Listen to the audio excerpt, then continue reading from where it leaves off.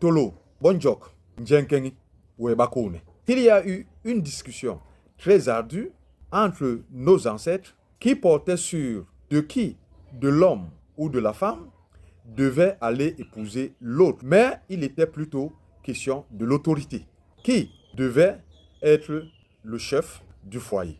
C'est ce jour-là que l'autorité a été donnée à l'homme.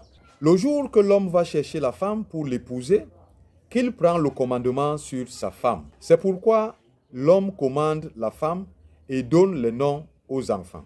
L'homme est appelé Likeklinganjok. Cela veut dire que selon le Mbok Bassa, l'homme est fait pour des actions qui concernent l'ensemble de la communauté. C'est à lui que revenait la sécurité. C'est la raison pour laquelle ce sont les hommes qui allaient en guerre. Et c'est aussi l'homme qui prenait des initiatives en cas de maladie grave. Il était aussi chargé des conquêtes de nouvelles terres. C'est lui qui s'occupait de la création et de l'entretien des relations entre les familles et d'autres peuples.